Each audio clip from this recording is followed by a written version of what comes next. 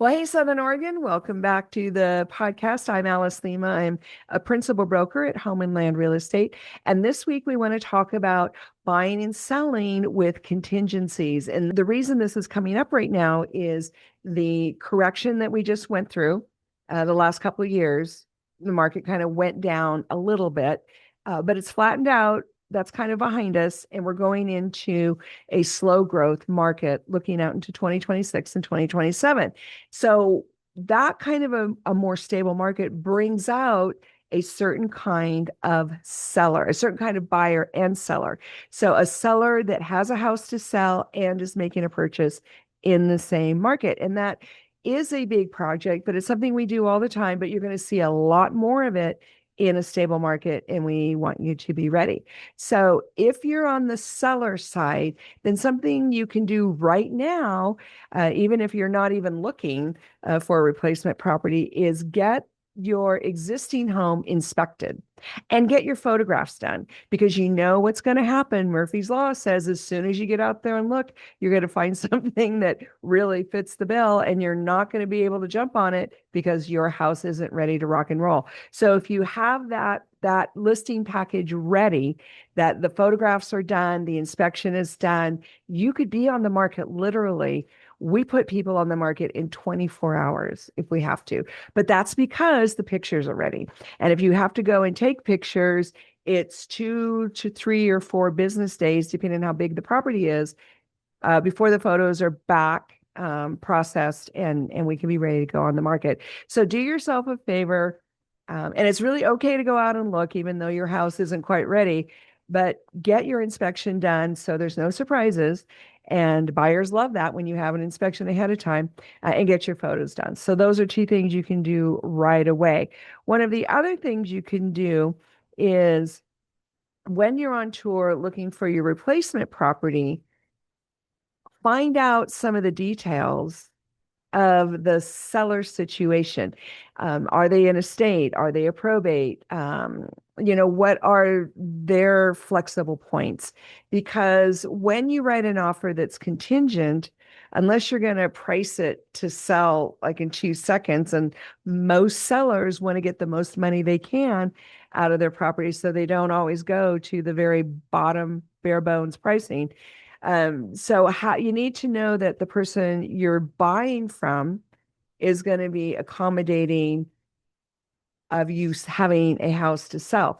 And it's very common. Again, I don't want to make it sound like scary, because it's not, but you have to do this properly, and you have to do it in order, and you have to make it worthwhile for the person that you're buying your new house from. You have to make it worth their while to play ball with you.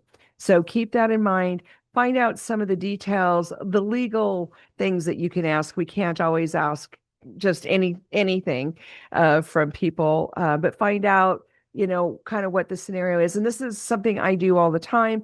And we do it in an ethical and legal fashion. And then we can use that information to help put together an offer that the seller of the replacement property will accept, and they will tolerate us having a house to sell. Lastly, on the seller side, while you're on tour, look at how long the property has been on the market. Because if you can find something that fits your needs and it's been on the market a while, maybe they overpriced and they're they're trailing the market a little bit. That is a situation where just because the sheer fact they've been on the market for a while, they might tolerate a contingency just so they know they're going to get it done. So those are the 4 things on the seller side. Now, on the buyer side, the number one thing I can tell you is just be aware that this scenario not only happens, but it's likely to happen more often in a stable market. So don't be surprised when you're out there that you're looking at houses that they want to go and buy another house, right? So it gets to be a little bit of a domino. Now, the state of Oregon doesn't like a lot of dominoes, but they will accommodate some, and most buyers and sellers will accommodate, 1 or 2 properties that need to sell in order.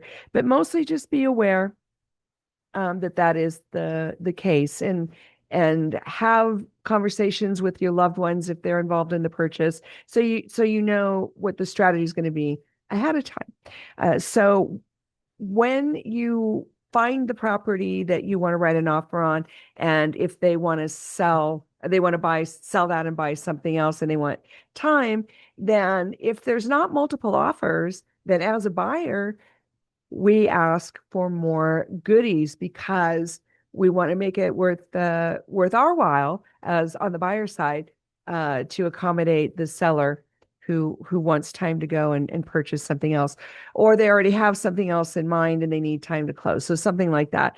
So those accommodations are valuable and worth something, and it's worth taking time to negotiate for, unless there's multiple offers. If there's multiple offers, that's a whole different video. We'll talk about that later. The next thing I wanted to mention, even if you have a home picked out as a buyer, and while you're waiting for them to either find a replacement house or their replacement house to close, as buyers, you owe it to yourself to keep looking for at least the first couple of weeks. That'll be your inspection period. And we'll talk about that in a second, because there's things you can do on your inspection period. But one of the things I like to keep looking for is so that we have 2 or 3 possibilities in case something happens with this first one. When you have contingencies, excuse me, when you have contingencies, it is a possibility that it isn't going to work out. And so you do want to prepare for that and just have a couple of other addresses in your back pocket that you know will fit the bill for you on the buyer side. And then lastly, the inspection periods do not have to start right away.